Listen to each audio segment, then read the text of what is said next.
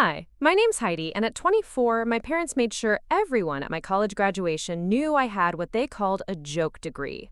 They said it right there in the restaurant, loud enough for the waiter to hear. But that wasn't the worst part. The worst was knowing they'd been undermining my choices for years, telling relatives I was wasting my time while my brother Brandon got standing ovations for his business classes. But I had something they didn't expect: talent that would soon be worth $500 million. And one phone call that would change everything. Now I wonder if your family ever made you feel like your dreams were worthless. Would you still pursue them anyway? Before we jump back in, tell us where you're tuning in from. And if this story touches you, make sure you're subscribed, because tomorrow, I've saved something extra special for you. The Texas sun beat down mercilessly on the University of Texas campus as I lugged my final portfolio up the steps of the communications building. My backpack felt heavier than usual, weighed down not just by my laptop and external drives, but by the knowledge that this was it. 4 years of late nights coding, designing characters, building virtual worlds, and creating gameplay mechanics that made my heart race with excitement. 4 years my parents had called expensive hobbies and unrealistic fantasies. I pushed through the heavy glass doors into the blessed air conditioning, the familiar smell of new carpet and coffee hitting my nose. The digital media and game design department occupied the entire third floor, a maze of computer labs, recording studios, and collaboration spaces that had become more home to me than my actual apartment.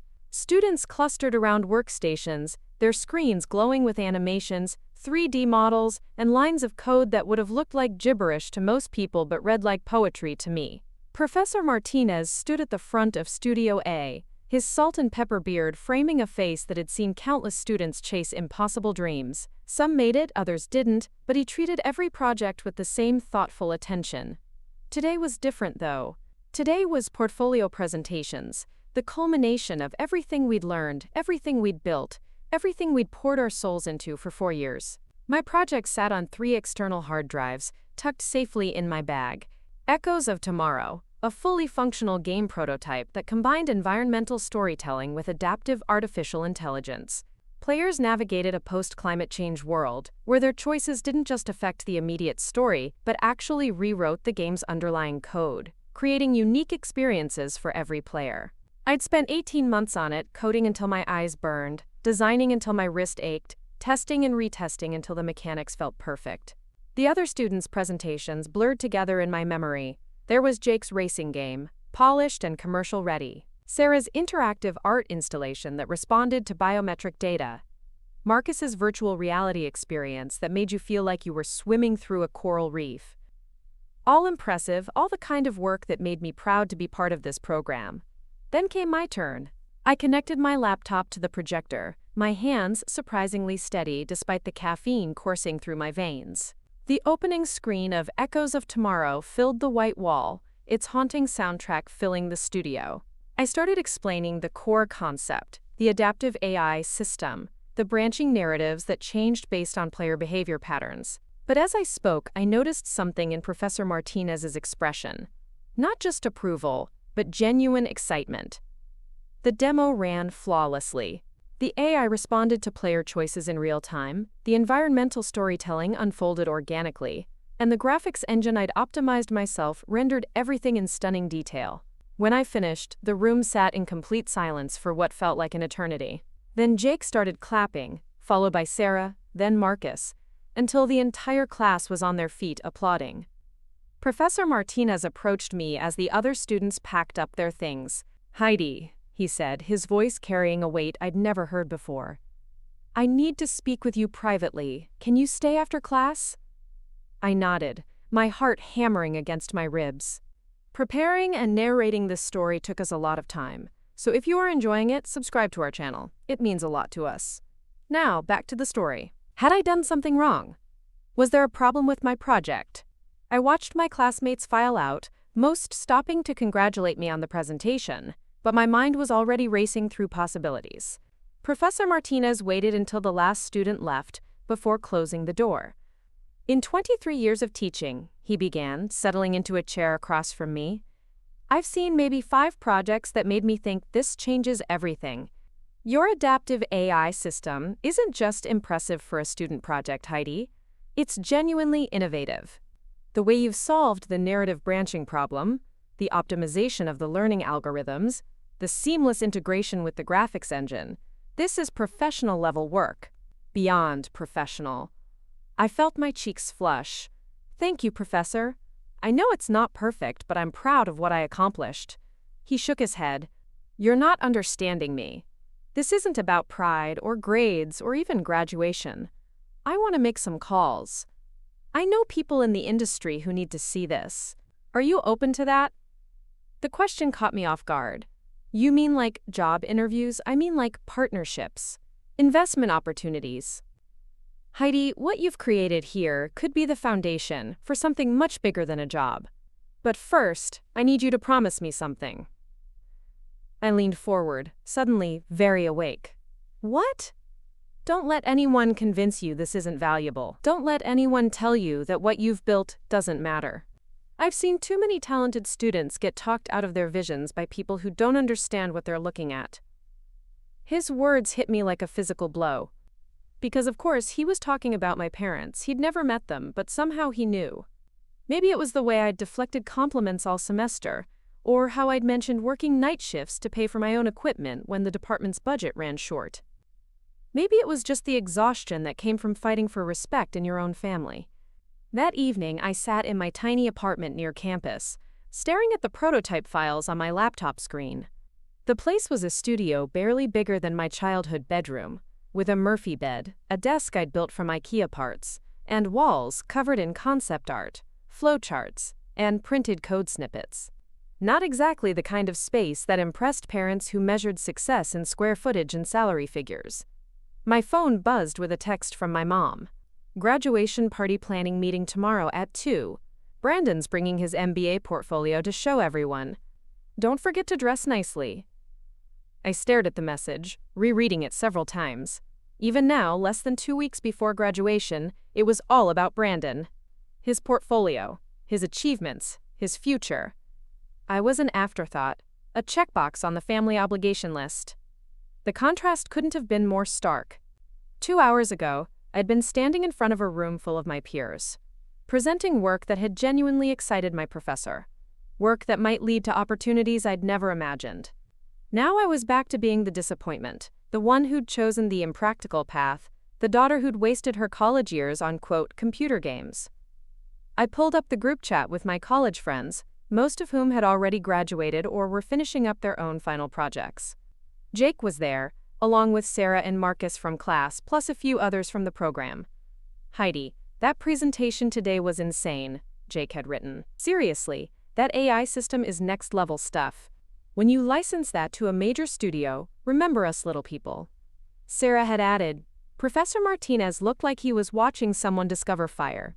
I've never seen him that excited about a student project. Their enthusiasm should have made me feel better, but instead it highlighted the gap between how my peers saw my work and how my family did. These people understood what I'd built, recognized the technical achievement, saw the potential. My parents saw expensive hobbies and unrealistic dreams. I closed the laptop and made myself a simple dinner, my mind wandering to the conversation with Professor Martinez. He'd mentioned making calls, industry contacts, investment opportunities. Part of me was terrified by the possibilities, but another part, the part that had spent 4 years building something I truly believed in, was hungry for it. The next afternoon, I arrived at my parents' house in Cedar Park 20 minutes early, hoping to avoid the worst of the family gathering chaos. The house looked exactly as it had when I'd left for college. Manicured lawn, beige exterior, 2-car garage containing my father's SUV and my mother's sedan. Everything practical, everything safe, everything designed to project success without taking risks. I found my mother in the kitchen, arranging cheese and crackers on a platter that probably cost more than my monthly grocery budget. She looked up as I entered, her expression immediately shifting to that particular combination of disappointment and concern she'd perfected over the years. "You're early," she said, not quite making it sound like a good thing. "And you're wearing that t-shirt. I thought we discussed dressing nicely for family events." I looked down at my outfit, dark jeans, a fitted black t-shirt, and sneakers. Clean, presentable, comfortable. This is nice, Mom. It's not like we're going to a business meeting. She made a non-committal sound and continued arranging crackers. Your father's in the living room setting up Brandon's presentation. He's so excited to show everyone what he's been working on for his capstone project. The familiar knot formed in my stomach. What about my presentation? I had my final portfolio review yesterday. It went really well. That's nice, dear. She didn't look up from the cheese platter. But Brandon's project is about real business applications. Market analysis, profit projections, that sort of thing. You know how your father gets about practical applications. I wanted to explain that my project had practical applications too, that adaptive AI systems were revolutionizing how games were designed, that the entertainment industry was worth hundreds of billions of dollars globally. But I'd tried similar explanations before, and they'd been met with polite dismissal, or, worse, patronizing smiles. The doorbell rang, and my mother bustled toward the front door, her energy level increasing noticeably. I heard familiar voices. My Aunt Carol and Uncle Jim, my father's brother David and his wife Michelle, and my grandparents on my mother's side. The people who'd watched me grow up, who'd attended my high school graduation, who'd asked polite questions about my college major for 4 years while clearly not understanding what I was studying. Brandon arrived with his girlfriend Emma, both of them dressed like they'd stepped out of a business magazine. He carried a leather portfolio that looked expensive and official, the kind of thing that communicated seriousness and competence before you even opened it. He hugged everyone, accepted congratulations on his upcoming graduation, and immediately launched into conversations about job interviews and salary negotiations. I lingered in the kitchen, helping my mother with last-minute preparations and trying to find the right moment to mention my own achievements.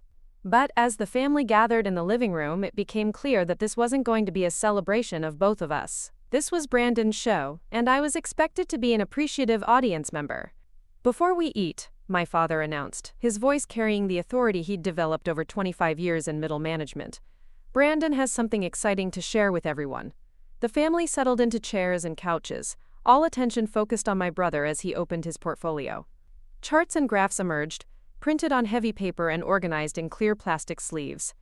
He launched into a presentation about market segmentation strategies for sustainable energy companies, his voice confident and polished. I had to admit it was impressive. He'd clearly put thought and effort into the research, the data analysis was thorough, and his recommendations were well supported. The family listened attentively, asking questions about profit margins and market penetration, nodding along as he explained complex business concepts in accessible terms. When he finished, the room erupted in applause. My grandmother declared it absolutely brilliant. My Uncle Jim said it was the kind of thinking that builds successful companies. And my father beamed with pride as he shook Brandon's hand. "That's my boy," Dad said loud enough for everyone to hear. "Real-world applications, practical solutions, the kind of work that makes a difference in people's lives."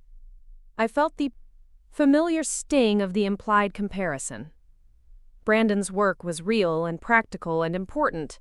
Mine, by extension, was not. "Now," my mother said, turning to me with what I'd learned to recognize as performative interest.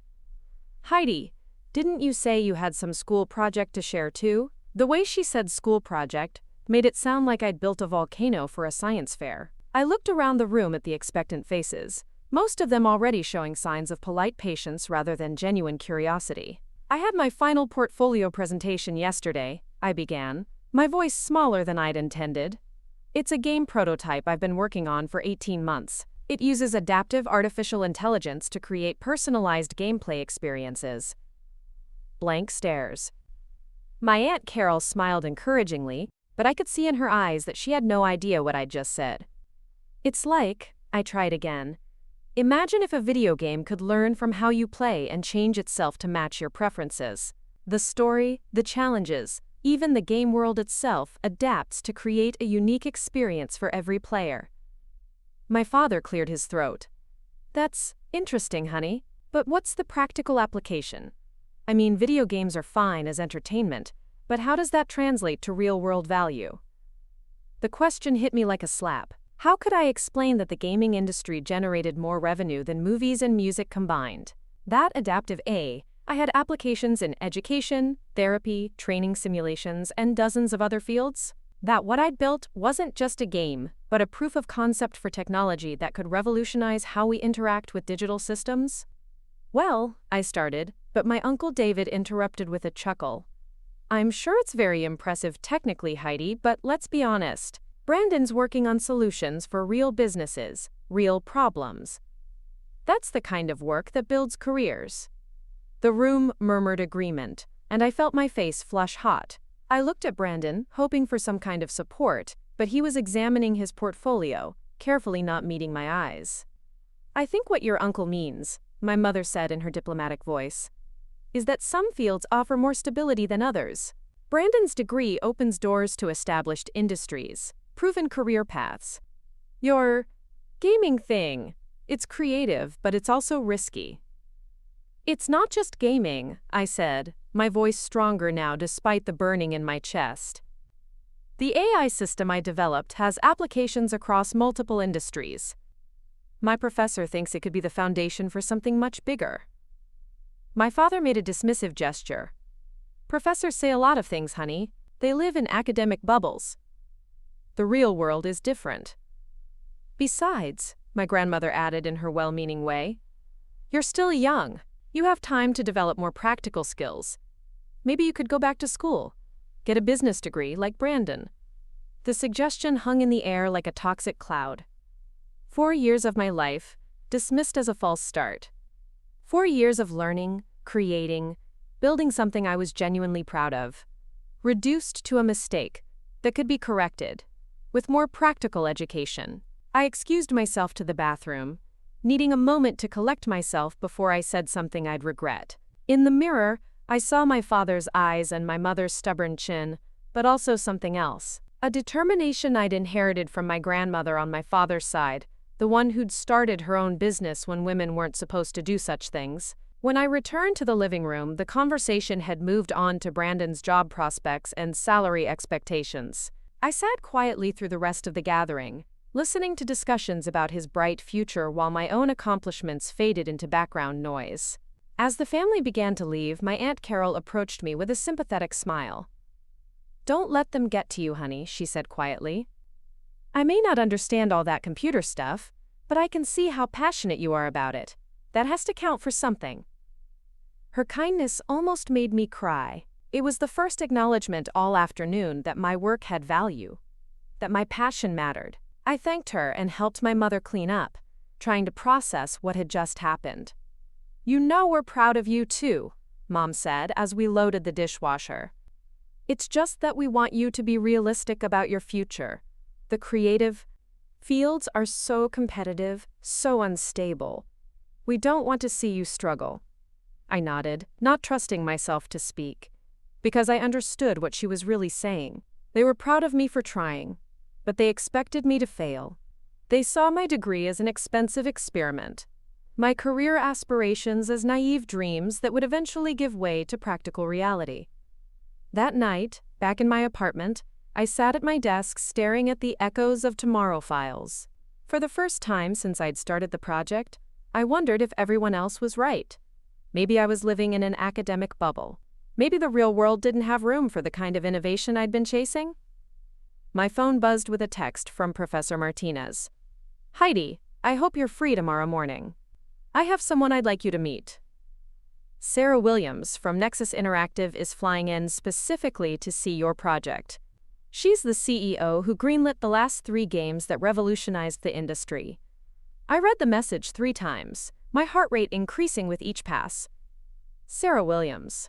I knew that name. Everyone in game development knew that name.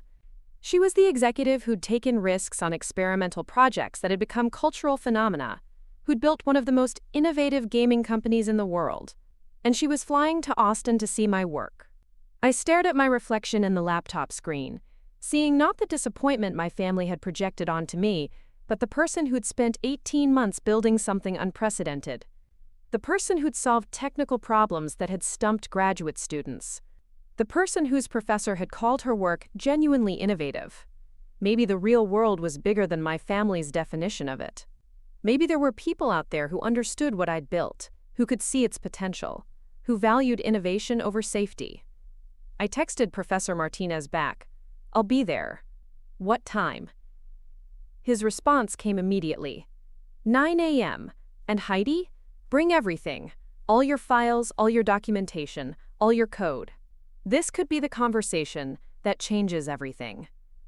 I set my phone down and opened my laptop, pulling up the project files one more time. Tomorrow, I'd find out if the real world had room for my dreams.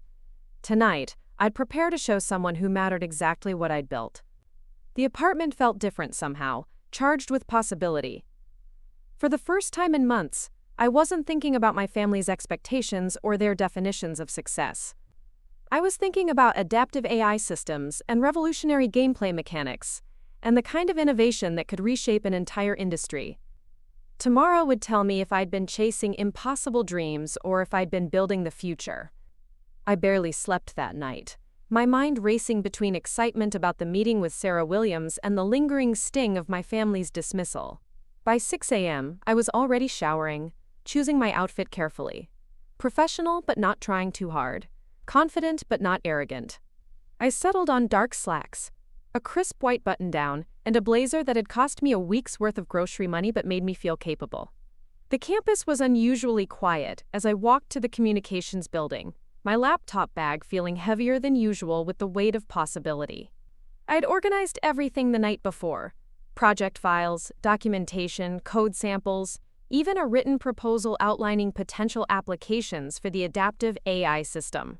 If Sarah Williams wanted to see what I'd built, I'd make sure she saw all of it. Professor Martinez was already in his office when I arrived, but he wasn't alone. A woman in her early 40s sat across from his desk, her silver hair pulled back in a neat bun, wearing a tailored navy suit that spoke of success without ostentation. She stood as I entered, extending her hand with a warm smile. "You must be Heidi," she said, her voice carrying a slight accent I couldn't place. "I'm Sarah Williams. Professor Martinez has been telling me extraordinary things about your work." I shook her hand, trying to project confidence, despite my racing heart. "Thank you for taking the time to meet with me. I know you must be incredibly busy." She laughed, a genuine sound that immediately put me at ease. Busy, yes, but never too busy to see genuine innovation. In this industry, that's rarer than you might think. Professor Martinez gestured to the conference table in the corner of his office. "Why don't we sit down, and you can show Sarah what you've been working on?" I set up my laptop, connecting it to the large monitor on the wall. As echoes of tomorrow loaded, I found myself in the strange position of feeling both nervous and utterly confident. This was my work, my vision, my 18 months of dedication made manifest. Whatever happened next, I knew what I'd built was good. The core concept, I began, falling into the rhythm I'd developed over countless presentations, is an adaptive AI system that doesn't just respond to player choices, but learns from player behavior patterns to fundamentally alter the game experience. I demonstrated the opening sequence, explaining how the AI analyzed everything from movement patterns to decision-making speed to emotional responses gauged through biometric feedback. Sarah leaned forward as I showed her how the same scenario could unfold in dozens of different ways depending on the player's psychological profile. "Most games offer the illusion of choice," I continued, navigating through different story branches. "Players can choose option A or option B, but the underlying narrative structure remains fixed. My system actually rewrites the story engine based on who you are as a player." Sarah stopped me with a raised hand. "Show me the code." I pulled up the development environment, displaying the neural network architecture I'd built from scratch. Lines of code flowed across the screen. Algorithms that had taken months to perfect. Optimization routines that made the system run smoothly even on older hardware. Sarah studied the code with intense focus, occasionally asking me to explain specific functions or trace through particular logic paths. This wasn't a casual review. She was stress-testing my understanding, probing for weaknesses or gaps in my knowledge. "This optimization here," she said, pointing to a complex section of the graphics engine. "This is graduate-level work. Where did you learn this approach?" "Trial and error, mostly," I admitted. The department's hardware couldn't handle the computational load of the AI system, so I had to find ways to make it more efficient. I spent about 3 months just on optimization. She nodded slowly. And the learning algorithms? These are your own implementations? Based on established machine learning principles, but adapted for real-time narrative generation. Most AI systems in games are designed for combat or pathfinding. I needed something that could analyze story preferences and emotional engagement patterns. Professor Martinez had been quiet throughout the demonstration, but I caught him smiling as Sarah's questions became more technical and my answers more detailed. This was exactly the kind of deep dive discussion I'd been hoping for, someone who understood the complexity of what I'd built. After an hour of code review, Sarah sat back in her chair. Professor Martinez wasn't exaggerating. This is genuinely innovative work. The applications extend far beyond gaming. I felt a flutter of excitement. That's what I've been hoping to explore. Educational software, therapy applications, training simulations. Anywhere you need personalized, adaptive experiences. The question, Sarah said, her tone becoming more businesslike, is what you want to do with it. Are you looking for a job? A licensing deal? Investment to develop it further? The question caught me off guard. I'd been so focused on creating the technology that I hadn't given much thought to what came next. I'm not sure, I said honestly. I graduate in 2 weeks. I've been so focused on building this that I haven't thought much about the business side. Sarah and Professor Martinez exchanged a look. That's actually refreshing, Sarah said. Most students I meet lead with their monetization strategy. The fact that you built this because you were passionate about the problem you were solving, that tells me you're the kind of person who can build something truly groundbreaking. We spent another hour discussing possibilities. Sarah explained how her company worked with emerging developers, the kind of resources they could provide, the potential market for adaptive AI technology. By the time she stood to leave, my head was spinning with possibilities I'd never considered. I need to fly back to San Francisco this afternoon, she said, packing up her notes. But I want to continue this conversation. Would you be willing to visit our offices next week? I'd like you to meet my development team, see our facilities, discuss what a partnership might look like. I managed to keep my voice steady as I agreed, though internally I was jumping up and down. Sarah Williams wanted to continue our conversation. She wanted me to visit Nexus Interactive. She was talking about partnerships. After she left, Professor Martinez and I sat in stunned silence for a moment. Did that really just happen? I asked. He grinned. That really just happened. Heidi, I've been teaching for over 2 decades, and I've never seen anything like that. Sarah Williams doesn't fly across the country to meet with students unless she sees something extraordinary. I floated through the rest of the day, my mind reeling with possibilities. A partnership with Nexus Interactive could mean resources to develop the technology further, access to markets I'd never imagined, the chance to work with some of the most innovative minds in the industry. But as evening approached, reality began to seep back in. I had dinner plans with my family, a celebration dinner that my mother had planned for both Brandon and me, though I suspected it would focus primarily on Brandon's job prospects and future plans. I arrived at the restaurant to find my family already seated at a large table near the windows. Brandon and Emma were there, along with my parents and my father's business partner Michael Chen, who'd been invited to offer career advice to us both. Heidi, my mother called out as I approached. Perfect timing. We were just discussing Brandon's interview with Goldman Sachs. I slid into the remaining chair, noting that Brandon was holding court at the head of the table while I'd been given a seat toward the middle, where I could listen but not necessarily participate in the main conversation. 3 rounds of interviews, Brandon was saying, his voice animated with excitement. The final round is with the senior partners. If I get the offer, I'll be starting at 6 figures, plus bonuses based on performance. Michael Chen nodded approvingly. That's the kind of trajectory you want in finance. Get in with a top firm, prove yourself, and the sky's the limit. My father beamed with pride. That's my boy. Always thinking strategically about his future. The conversation continued along these lines throughout dinner. Brandon's interviews, salary expectations, the apartment he was looking at in Manhattan, the networking opportunities that would come with a position at Goldman Sachs. I found myself relegated to the role of appreciative audience member, occasionally asked to pass the salt or agree that Brandon's success was indeed impressive. It wasn't until dessert arrived that anyone thought to ask about my day. "So Heidi," my mother said with the kind of bright tone that suggested she was fulfilling a social obligation, "how was your day? Any interesting classes?" I set down my fork, considering how to share what had happened. "Actually, I had an amazing meeting this morning. A CEO from one of the top gaming companies in the country flew in specifically to see my project."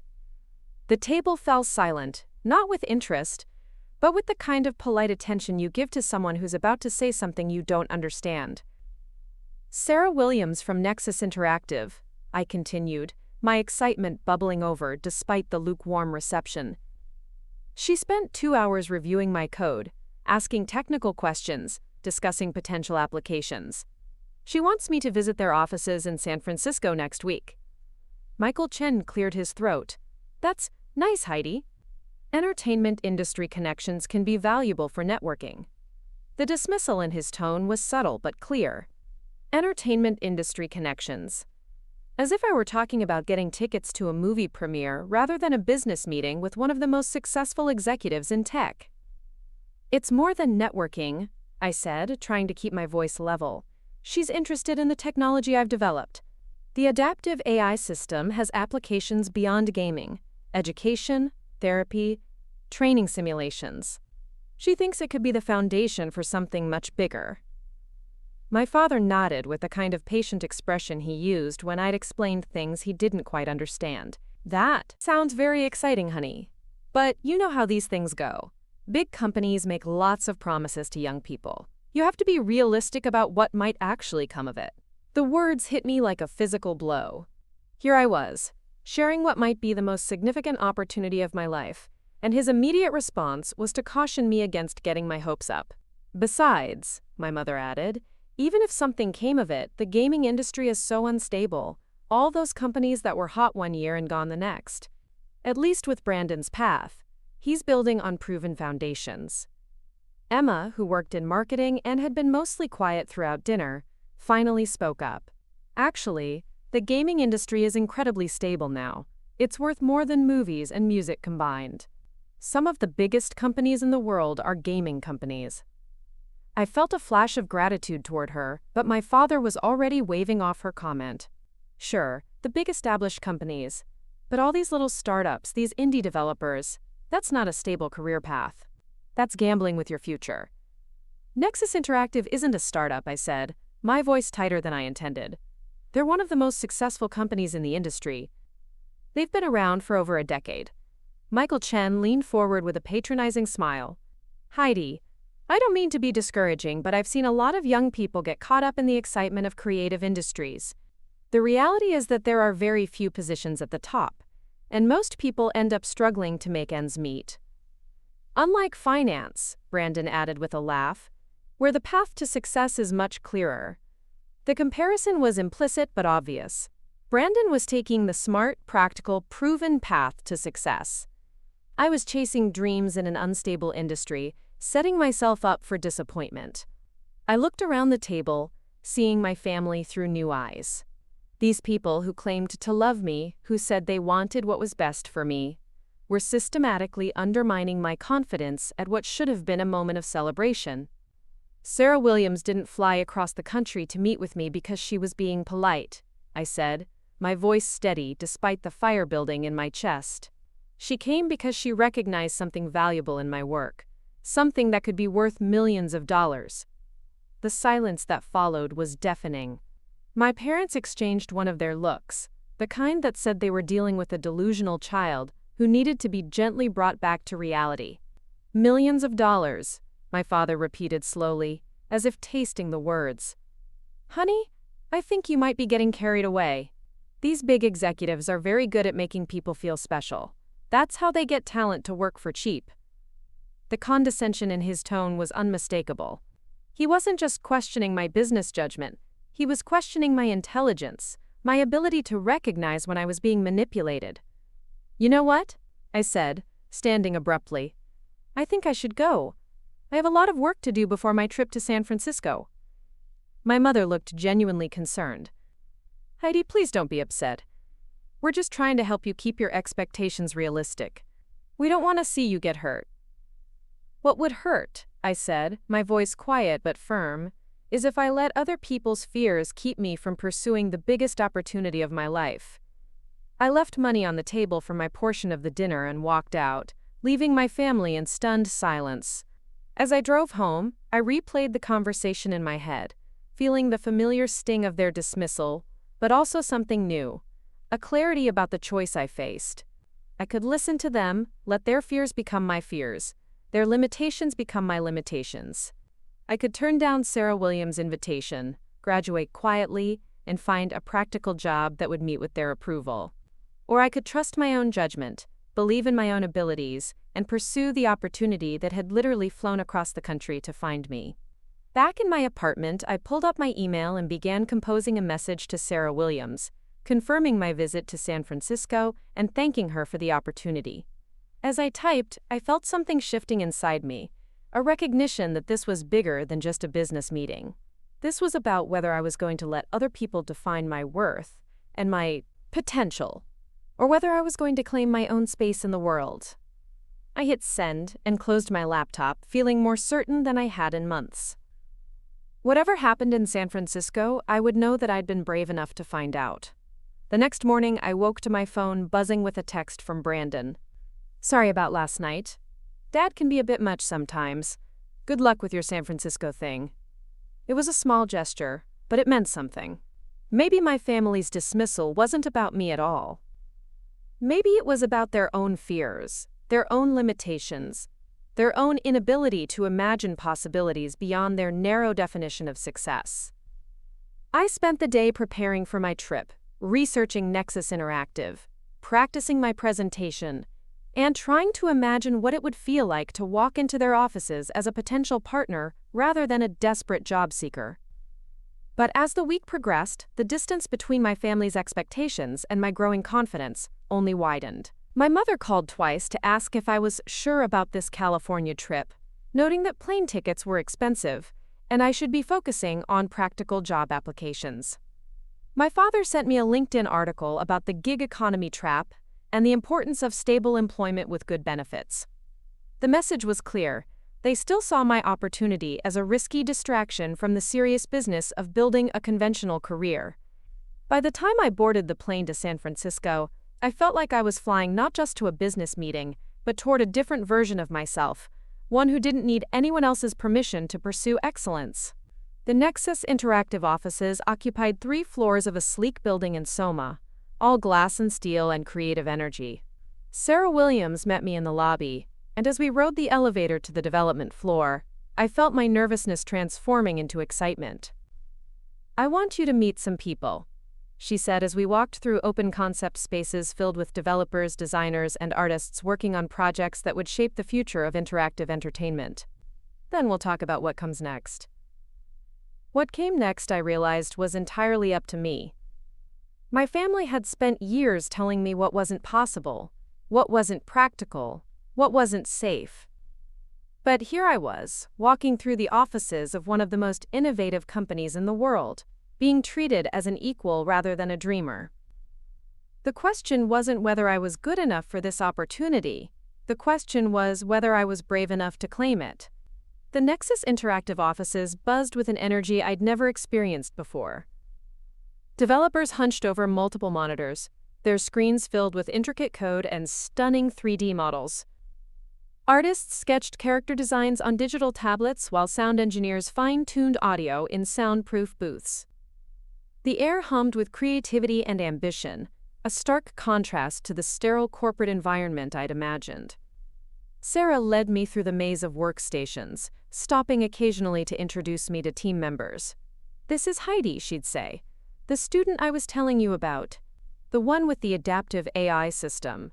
Each introduction felt surreal. These weren't just employees. They were people whose work I'd admired for years, whose games had inspired my own development journey.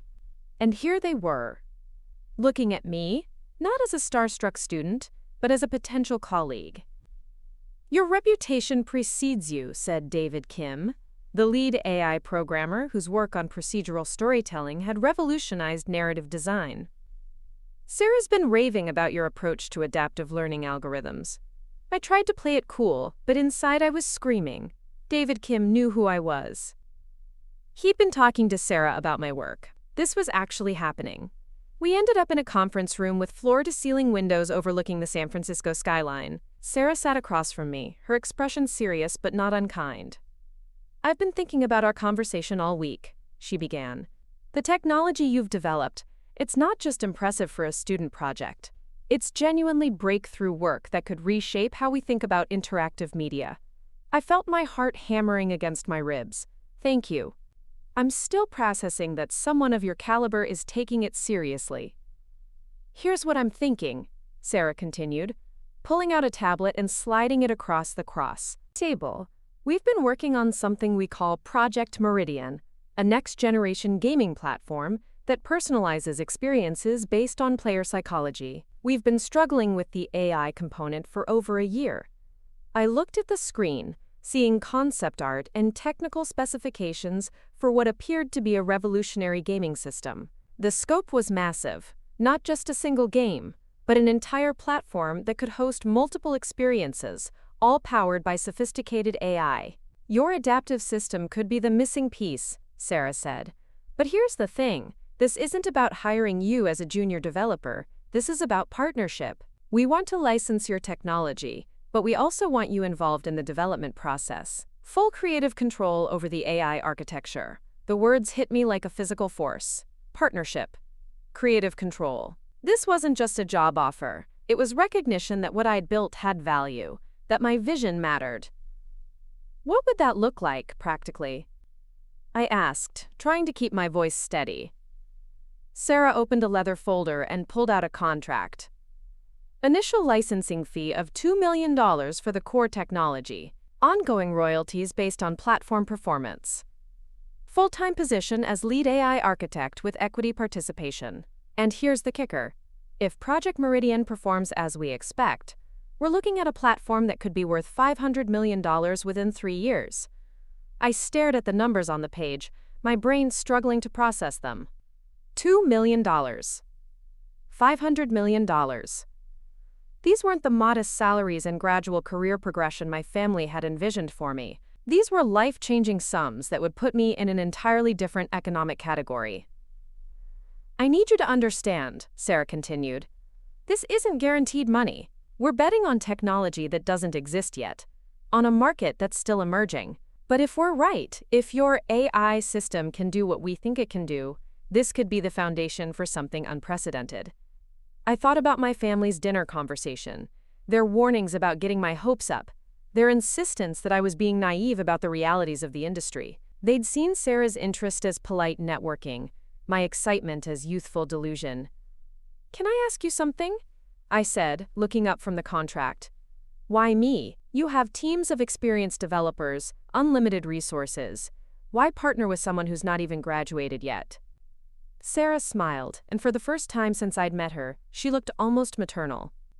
"Because you built something revolutionary in your dorm room with equipment that cost less than what we spend on coffee in a month. Because you solved problems that our teams have been struggling with for years. Because you're not constrained by industry assumptions about what's possible."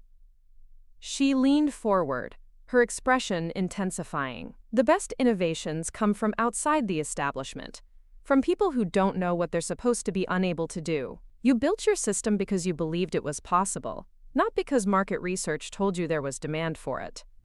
I felt something shifting inside me, a recognition that this moment was about more than just business. This was about whether I was going to trust my own vision, or let other people's limitations define my possibilities. "I'll need time to think about this," I said, though every cell in my body was screaming to sign immediately. "Of course," Sarah replied. "This is a major decision. Take all the time you need. But I hope you'll remember that opportunities like this don't come around often." The flight back to Austin felt like traveling between two different worlds. In San Francisco, I'd been Heidi, the innovator, the partner, the architect of revolutionary technology. Now I was flying back to Heidi, the student, the dreamer, the one who needed to keep her expectations realistic. I spent the flight staring out the window, trying to reconcile these two versions of myself. The contract sat in my bag like a loaded weapon, proof that everything I'd believed about my work was real, that my vision had value in the world beyond my family's narrow definition of success. When I landed in Austin, I had 3 missed calls from my mother and a text from Brandon asking how the California thing had gone. I didn't call back immediately. Instead, I drove to my apartment and sat in my car for 20 minutes, processing what had just happened. $2 million. Partnership with one of the most successful companies in the industry. The chance to work on technology that could reshape an entire field. Everything I dreamed of was suddenly within reach, and I was terrified, not of failure. I'd been living with that fear for years. I was terrified of success, of proving my family wrong, of stepping into a version of myself that they couldn't understand or control. My phone rang. My mother. "Heidi, honey, how did it go? We've been worried about you all day." I took a deep breath. "It went well, Mom. Really well." "That's wonderful, dear. Did you get any good career advice? Maybe some networking contacts for when you start looking for real jobs?" The dismissal in her tone was automatic, unconscious. She'd already decided that my trip was a learning experience, a chance to gather information that might be useful later when I pursued practical career options. "Actually," I said, my voice carefully neutral, "they offered me a position and a licensing deal for my technology." Silence on the other end. "Then, that's wonderful, honey. What kind of position?" "Lead AI architect, with equity participation and creative control over the development process." More silence. I could practically hear her trying to process this information, to fit it into her existing understanding of my prospects. "Well, that sounds very impressive," she finally said. "I'm sure it's a great learning opportunity, though I hope you'll be careful about getting too excited. These tech companies are known for making big promises to young people." There it was again. The automatic deflation, the assumption that I was being naive, that the adults in the room were manipulating me. "Mom," I said quietly, "they're offering me $2 million for the licensing rights to my technology." The silence that followed was different. Not polite confusion, but shock. $2 million? She repeated, her voice faint. "With additional royalties based on platform performance. And if the project succeeds, we're looking at a platform potentially worth $500 million. I heard her take a sharp breath. "Heidi, are you sure you understood correctly? That seems like an enormous amount of money for a student project." Even now, faced with specific numbers, she was questioning my comprehension rather than accepting that I might have built something valuable. "I have the contract, Mom. I've read it 3 times. Sarah Williams, the CEO, spent 2 hours explaining the terms." "Well," she said, and I could hear her mental gears turning, "that's certainly exciting. But you need to be very careful. Have you shown it to a lawyer? These contracts can be very tricky, full of hidden clauses and obligations." I closed my eyes, recognizing the pattern. Any success I achieved would be immediately followed by warnings about hidden dangers, reminders that I was out of my depth, suggestions that I needed other people's guidance to navigate situations too complex for my understanding. "I'm planning to have it reviewed," I said. "But Mom, this is huge. This is everything I've been working toward." "Of course, dear. We're very proud of you. It's just that your father and I have more experience with these kinds of business situations. We don't want you to get taken advantage of." The conversation continued for another 10 minutes, my mother alternating between congratulations and cautions, celebration and concern. By the time I hung up, I felt drained rather than excited, my triumph somehow diminished by her inability to simply be happy for me. I called Brandon next, hoping for a different response. "Holy shit, Heidi," he said after I'd explained the situation. $500 million? Are you serious? The platform could be worth that much. My share would be significantly less, but still life-changing money. Damn. And I thought my Goldman Sachs offer was impressive. I felt a flutter of relief. Finally, someone who understood the magnitude of what was happening. "The crazy thing is," I continued, 6 months ago Mom and Dad were telling me my degree was worthless, that I was wasting my time on unrealistic dreams. Brandon was quiet for a moment. Yeah, about that. I think they're having a hard time processing all this. Dad called me earlier, asking if I thought you really understood what you were getting into. The relief evaporated. What did you tell him? I told him you're not an idiot, that you've always been smarter than any of us gave you credit for. But Heidi, you have to understand, this is completely outside their experience. They've never seen anything like this. So have I pointed out. But I'm not assuming it's too good to be true, just because it's unfamiliar. Fair point. Look, I'm excited for you. This is incredible. But maybe give them some time to adjust? This is a pretty dramatic shift in how they think about your future. After we hung up, I sat in my apartment feeling more alone than I had in months. I had just received the opportunity of a lifetime, and instead of celebrating, I was defending its legitimacy to people who claimed to love me. I opened my laptop and pulled up the contract again, reading through the terms carefully. The money was real. The opportunity was real. Sarah Williams wasn't some fly-by-night operator trying to exploit naive students. She was one of the most respected executives in the industry. But as I read, I found myself second-guessing details that had seemed clear in the conference room.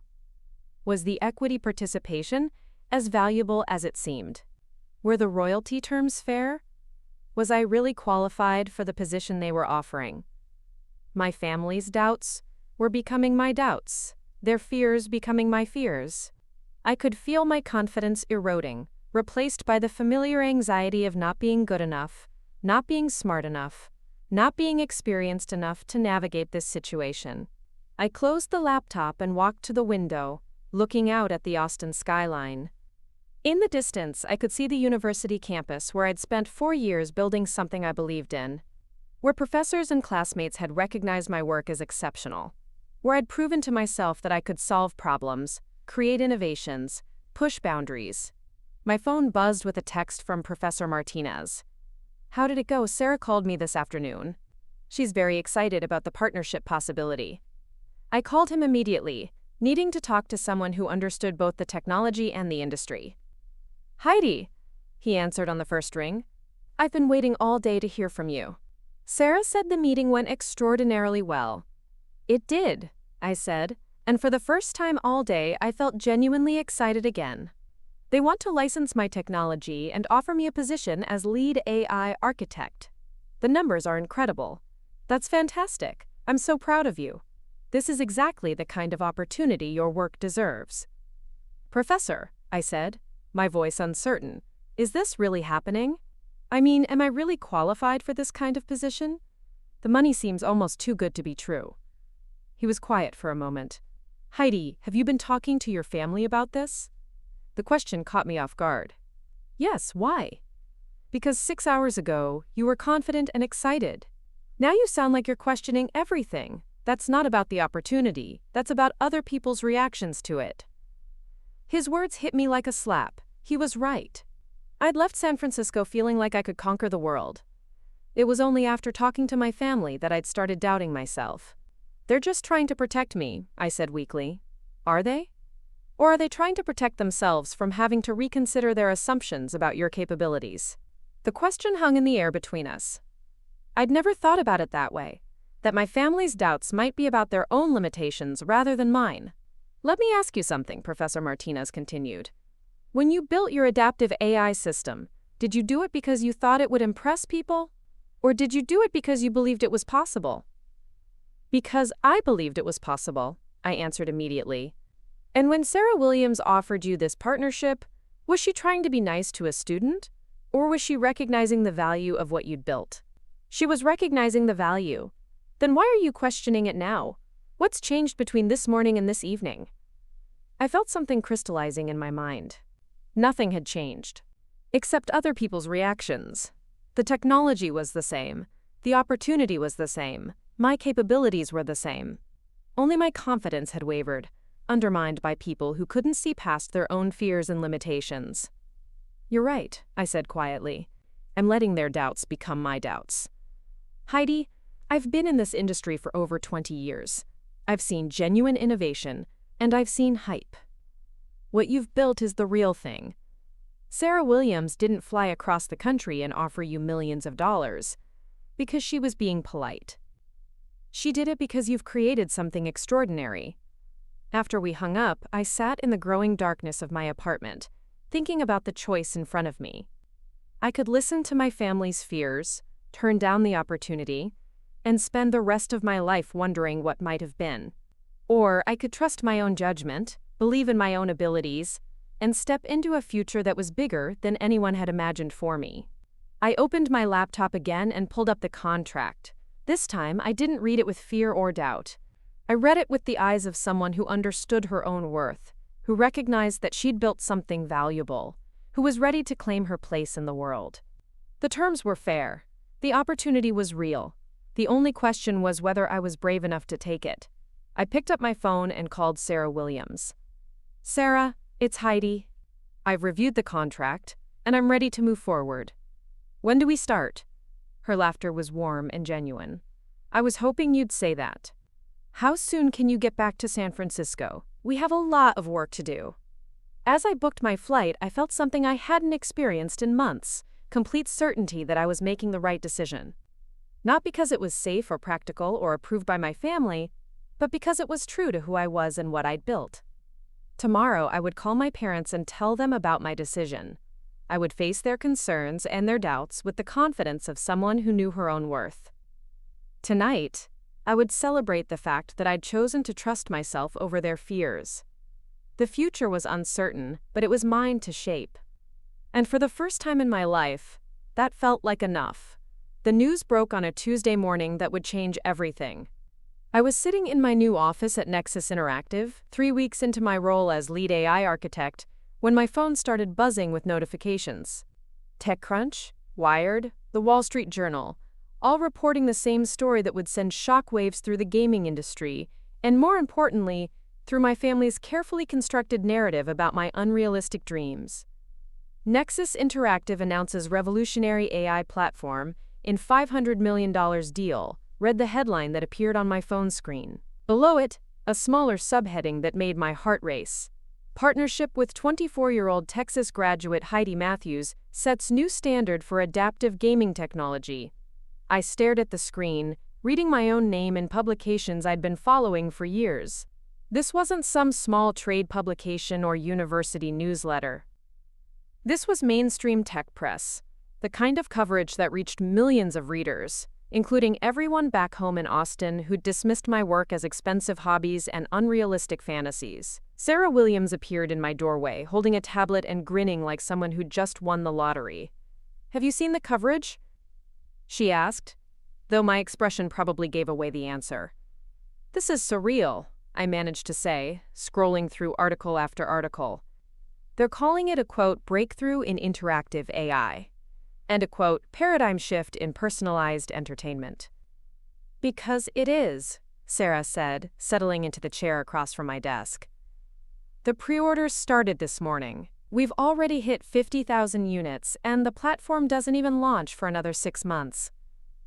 I felt a wave of disbelief wash over me. 50,000 people were willing to pay for technology based on the adaptive AI system I'd built in my tiny apartment, working alone with equipment that cost less than my monthly rent. "There's more," Sarah continued, her smile widening. "We just got off a call with 3 major studios. They want to license the technology for their own projects. And Netflix called. They're interested in using the adaptive system for interactive storytelling." The magnitude of what was happening began to sink in. This wasn't just about gaming anymore. The technology I'd developed had applications across multiple industries, the kind of broad commercial appeal that turned innovative ideas into generational wealth. My phone rang. My mother. I looked at Sarah, who nodded understandingly. "Take it. I'll be in the conference room when you're ready." I answered the call, bracing myself for what I knew would be a complicated conversation. "Heidi?" My mother's voice was higher than usual, strained with what sounded like barely controlled panic. "I'm looking at the computer, and there's an article about you. With your picture. In the Wall Street Journal." "Yes, Mom. The announcement went public today." It says you've developed technology worth $500 million. It says you're partnering with a major company. It says you're some kind of AI expert. I could hear the disbelief in her voice, the struggle to reconcile this public recognition with her understanding of who I was supposed to be. That's all true, I said carefully. I've been trying to tell you about this for weeks. But Heidi, this is the Wall Street Journal. They don't write about college students playing with computers. They write about real business, real money, real success. There it was. The implicit admission that she'd never seen my work as real, never understood that what I'd been building had genuine value in the world beyond her narrow definition of success. The technology is real, Mom. The money is real. The partnership is real. This is what I've been working toward for the past 4 years. Silence on the other end. Then the sound of papers rustling. Your father's reading it now. He's very quiet. I think he's in shock. I felt a strange mixture of vindication and sadness. This was the moment I'd been unconsciously preparing for, the moment when external validation would force my family to confront their assumptions about my capabilities and my choices. Mom, I need you to understand something. This didn't happen overnight. I've been building this technology for over a year. I've been telling you and Dad about it, trying to share my excitement about the possibilities. But you kept dismissing it as unrealistic dreams. We were trying to protect you, she said, her voice small. We didn't want you to get hurt if things didn't work out. But things did work out. And now I'm wondering how many other opportunities I might have missed because I let your fears become my fears. The conversation continued for another 20 minutes, my mother alternating between amazement at the media coverage and attempts to retroactively position herself as supportive. She mentioned telling her book club about my success, calling my grandmother to share the news, forwarding the articles to relatives who'd asked about my computer classes over the years. When I hung up, I sat in my office overlooking the San Francisco Bay, trying to process the emotional whiplash. 6 months ago, these same people had been warning me about the instability of the tech industry, the unrealistic nature of my ambitions, the importance of keeping my expectations reasonable. Now they were claiming credit for my success, positioning themselves as the supportive family who'd always believed in me. My phone buzzed with a text from Brandon. Holy shit, Heidi, you're famous. Dad's been showing the Wall Street Journal article to everyone at his office. I think he's having an existential crisis. I laughed despite myself. The image of my father, who'd spent years dismissing my work as impractical, now proudly displaying articles about my success to his colleagues, was both satisfying and deeply ironic. Another text came through, this one from my Aunt Carol. Saw the news, so proud of you. Always knew you were destined for great things. Always knew. The revisionist history was already beginning. The narrative shifting to accommodate this new reality where I was successful and valuable and worthy of recognition. Sarah returned to my office an hour later, looking energized in a way I'd rarely seen. 3 more calls, she announced. Disney wants to discuss using the adaptive system for theme park experiences. Apple's interested in licensing it for their AR platform. And someone from the Pentagon called. Apparently they think it has applications for military training simulations. I felt my head spinning. The Pentagon? Your adaptive AI system doesn't just personalize entertainment experiences. It can customize training programs, educational content, therapeutic interventions. Anywhere you need technology that learns and adapts to individual users. The scope of what I'd created was expanding beyond anything I'd imagined. What had started as a gaming project was becoming the foundation for a new approach to human-computer interaction across multiple industries. There's one more thing, Sarah said, her tone becoming more serious. TechCrunch wants to do a feature story. They want to interview you about the technology, the development process, your background. It would be the cover story for their next issue. The idea of being featured on the cover of TechCrunch was both thrilling and terrifying. It meant stepping fully into the public eye, owning my success in a way that would make it impossible for anyone to diminish or dismiss. What do you think? I asked. I think you've earned the right to tell your story. And I think it's important for other young innovators to see that breakthrough technology can come from anywhere, even from someone working alone in a college apartment. That afternoon, I called Professor Martinez to share the news about the media coverage and the expanding interest in the technology. "This is beyond anything I imagined when I first saw your project," he said, his voice filled with genuine pride. "You've created something that's going to influence how we think about AI and human interaction for decades to come." "It's overwhelming," I admitted. 6 months ago, my family was telling me I was wasting my time on unrealistic dreams. Now I'm getting calls from Disney and Apple and the Pentagon. And how does that feel?" he asked. I thought about the question carefully. Vindicated, terrified, excited. Sad, in a way. Sad? Because I spent so much energy doubting myself, letting other people's limitations define my sense of what was possible. I almost didn't take Sarah's initial meeting seriously because I'd internalized my family's belief that my work wasn't valuable. "But you didn't let that stop you ultimately," he pointed out. "You trusted your own judgment when it mattered most." That evening I had dinner with Jake, my former classmate who'd become one of my closest friends during college. We met at a small restaurant in Soma, away from the tech crowds and startup energy that had begun to feel overwhelming. "So," he said, raising his beer in a mock toast, "how does it feel to be the most famous person in our graduating class?" I laughed, but the question touched on something I'd been thinking about all day. Honestly, it feels like I'm living in someone else's life. 3 weeks ago, I was just another college student hoping to find a decent job. Now I'm supposedly this AI expert revolutionizing multiple industries. "You were never just another college student," Jake said seriously. "The rest of us were trying to build decent student projects. You were solving problems that graduate students couldn't handle." But I didn't see it that way at the time. I kept thinking I was behind, that everyone else was more qualified, more experienced, more likely to succeed. Because your family convinced you that success looked like your brother's path, safe, conventional, predictable. They couldn't imagine that you were building something completely different. His words hit me with unexpected force. He was right. My family hadn't been trying to protect me from failure. They'd been trying to protect themselves from having to acknowledge that their definition of success was too narrow, too limited, too afraid of real innovation. "The funny thing is," I continued, "now that the success is public and undeniable, they're acting like they supported me all along. My mom's telling people she always knew I was destined for great things." Of course she is. People rewrite history to make themselves feel better about their choices. The important thing is that you know the truth. When I got home to my new apartment, a spacious loft in Mission Bay that I'd been able to afford thanks to the licensing deal, I found a package waiting for me. Inside was a framed copy of the Wall Street Journal article, with a note from my grandmother. "Heidi, I always knew you were special, but this exceeds even my wildest dreams.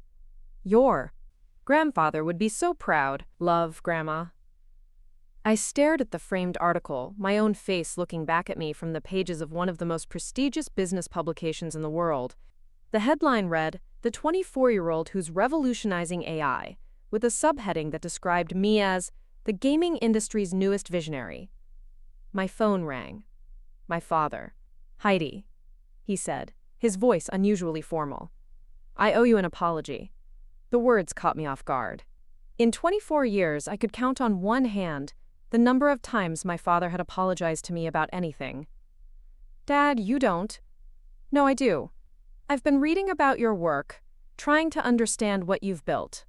I talked to some people at work who know about technology, and they explained what adaptive AI means, what kind of impact it could have."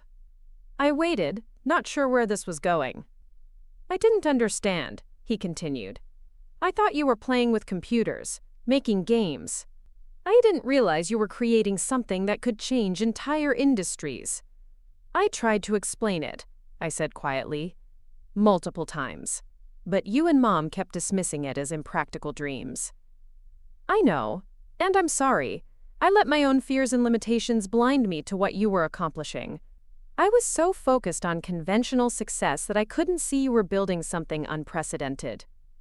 The conversation continued for an hour, my father asking detailed questions about the technology, the business implications, the future possibilities. For the first time in years, he was talking to me as an equal, rather than a child who needed guidance. "There's something else," he said, near the end of our call. "I've been bragging about you to everyone at work." I showed them the Wall Street Journal article, told them about the Pentagon interest, the Disney calls. "I'm proud of you, Heidi. Prouder than I've ever been." After we hung up, I sat in my apartment, surrounded by the artifacts of my new life. The framed article, the stack of business cards from executives who wanted to partner with me, the laptop where I continued to refine the technology that had changed everything. The vindication was complete. My family, who'd spent years minimizing my achievements and questioning my choices, were now publicly celebrating my success. The technology I'd built in isolation was being recognized as genuinely revolutionary. The future I'd envisioned was becoming reality. But as I looked out at the San Francisco skyline, I realized that the most important vindication wasn't external. It was the quiet recognition that I'd been right to trust my own vision, right to pursue my own path, right to believe in possibilities that others couldn't see. The world was finally catching up to what I'd known all along, that I was capable of extraordinary things. 6 months after the Wall Street Journal article changed everything, I found myself standing in the ballroom of the Four Seasons in Austin, addressing a crowd of tech entrepreneurs, investors, and university students at the annual Texas Innovation Summit. The irony wasn't lost on me. I was back in my hometown, but as the keynote speaker rather than the overlooked daughter whose dreams weren't taken seriously. When I started building adaptive AI technology in my college apartment, I began, looking out at the audience of 500 people.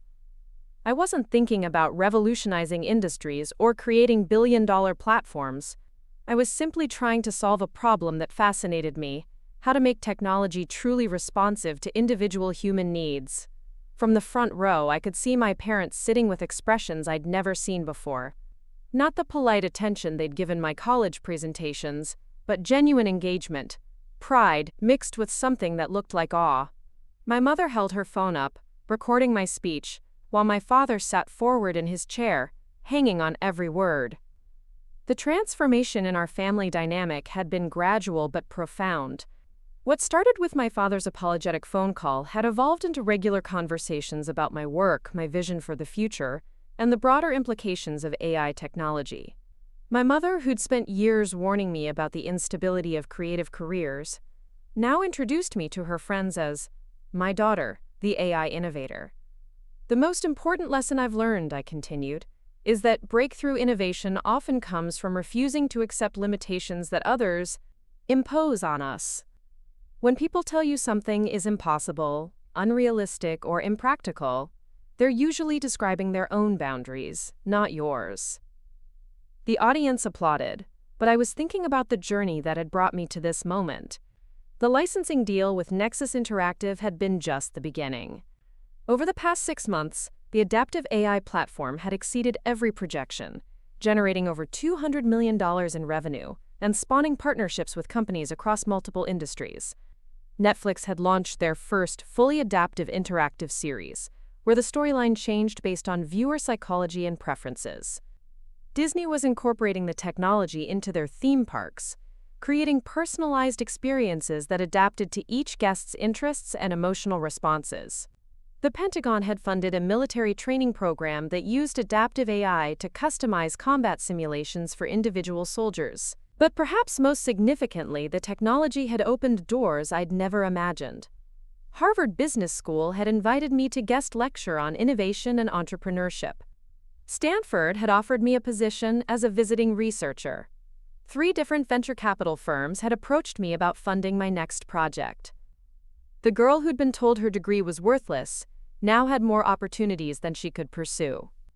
After my keynote, I found myself surrounded by attendees wanting to discuss partnerships, ask technical questions, or simply shake hands with someone whose work they'd been following in the media.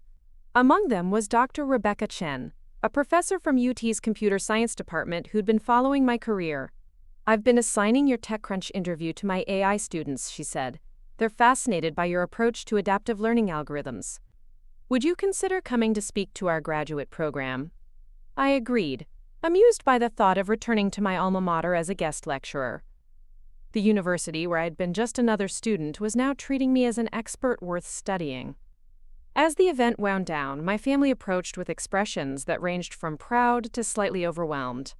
Brandon, who'd flown in from New York where he was working at Goldman Sachs, was the first to speak. "That was incredible, Heidi. I've heard you talk about your work before, but seeing you command that room, explaining complex concepts to 500 people, it's like watching a completely different person." "Not different," I corrected. "Just finally visible." My father stepped forward, his expression serious. "I need to say something publicly that I should have said months ago. I was wrong about your choices, wrong about your potential, wrong about what constitutes valuable work. You've achieved something extraordinary, and you did it by trusting your own vision when the rest of us couldn't see it." The admission was powerful, but what struck me most was the absence of qualification or excuse. He wasn't explaining why he'd been wrong or justifying his previous position. He was simply acknowledging the truth. "Thank you," I said simply. "That means more than you know." My mother, who'd been quiet throughout this exchange, finally spoke. "I've been thinking about all the times we discouraged you from pursuing your dreams. All the times we called them unrealistic or impractical. I realize now that we were projecting our own fears onto you." She paused, looking genuinely remorseful. "We were so afraid of seeing you fail that we couldn't imagine you succeeding in ways we'd never seen before." The conversation continued over dinner at a high-end restaurant downtown, the kind of place my family had always reserved for special occasions. But this time I was the guest of honor, the one whose achievements were being celebrated. "Tell us about what's next," Brandon said as we waited for dessert. "Are you working on new projects? Expanding the platform?" I smiled, thinking about the proposals sitting on my desk back in San Francisco. "Actually, I'm considering starting my own company. The adaptive AI technology has applications we haven't even begun to explore: healthcare, education, psychological therapy, urban planning. I want to build a team focused on using AI to solve real human problems." My father's eyes lit up. "That sounds like exactly the kind of work that could change the world. Do you need investors? I know people who might be interested." The irony was perfect.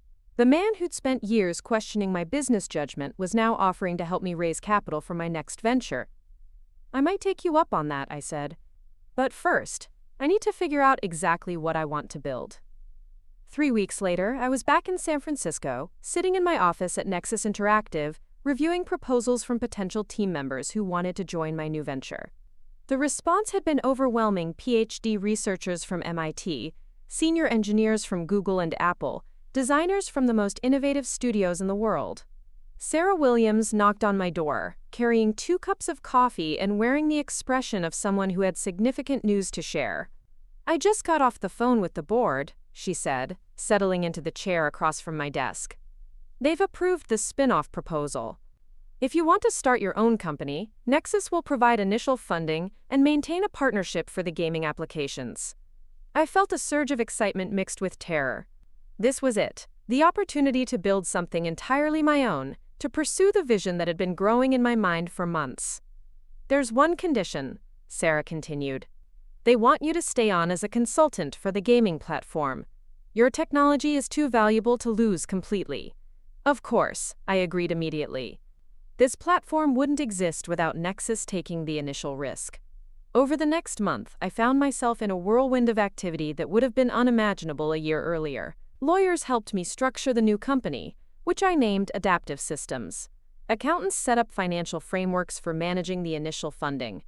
Real estate agents showed me office spaces in South Bay, where I could build a team focused on expanding AI applications beyond entertainment. The most surreal moment came when my parents flew out to San Francisco to see my new offices. I watched my father examine the whiteboards covered with algorithmic diagrams, my mother study the concept art for projects that would use adaptive AI to personalize educational content for children with learning disabilities. "This is what you were trying to explain to us all those months ago," my mother said, standing in front of a prototype demonstration. "The technology that learns and adapts to individual needs." "Yes," I said, "but it's grown beyond what I originally envisioned." We're not just personalizing entertainment anymore. We're creating technology that can understand and respond to human complexity in ways that were impossible before. My father approached a display showing potential applications in healthcare, AI systems that could adapt therapeutic interventions based on patient psychology and response patterns. "You're not just building a successful company," he said quietly. "You're building something that could help millions of people." The recognition in his voice was complete. He finally understood that my work wasn't just commercially valuable. It was meaningful in ways that transcended profit margins and market capitalization. 6 months after founding Adaptive Systems, I received an invitation that brought the transformation full circle. The University of Texas wanted to award me an honorary doctorate in recognition of my contributions to artificial intelligence and innovation. The ceremony would be held in the same auditorium where I'd attended lectures as an undergraduate, where professors had encouraged my unconventional approaches to complex problems. Standing on the stage in my doctoral robes, looking out at an audience that included my family, my former professors, and students who were now studying my work, I felt a profound sense of completion. Not because I'd achieved everything I wanted to achieve, but because I'd finally become fully visible as the person I'd always been. "When I was a student here," I said during my acceptance speech, "I had professors who encouraged me to think beyond conventional boundaries, to pursue solutions that others considered impossible. But I also had people in my life who, out of love and concern, tried to limit my aspirations to what they understood as safe and practical." I found my parents in the audience, both of them listening intently. I've learned that the greatest gift we can give to innovators, whether they're students, colleagues, or family members, is not protection from failure, but permission to pursue extraordinary possibilities. The world needs people who are willing to build things that don't yet exist, to solve problems that others have accepted as unsolvable. The ceremony concluded with a standing ovation, but what mattered most to me was the expression on my father's face. Pure pride, without qualification or surprise. He was no longer amazed that I'd achieved something significant. He expected it. That evening, at a family dinner in Austin, my grandmother pulled me aside. She was now in her 80s, but her eyes were bright with understanding. "Your grandfather would be so proud," she said. "He always believed that the most important inventions come from people who refuse to accept that something can't be done." "I wish he could have seen this," I said. "Oh, he did see it," she replied, with a knowing smile. "He saw it in you when you were 12 years old, taking apart radios to understand how they worked. He saw it when you spent hours programming games on that old computer. He knew you were building towards something extraordinary." As I drove back to the airport for my flight to San Francisco, I thought about the journey that had brought me here. From the college student whose family dismissed her dreams, to the entrepreneur whose technology was reshaping multiple industries. From the daughter who felt invisible to the innovator whose work was studied and celebrated. The transformation hadn't been sudden or dramatic.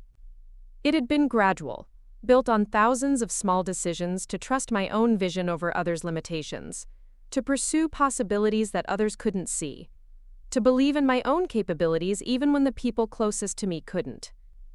My phone buzzed with a text from Brandon. "Saw the ceremony coverage online. Dad's been showing the pictures to everyone at work.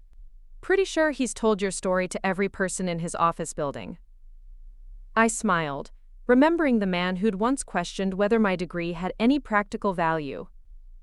Now he was my biggest advocate, the father who bragged about his daughter's achievements to anyone who would listen.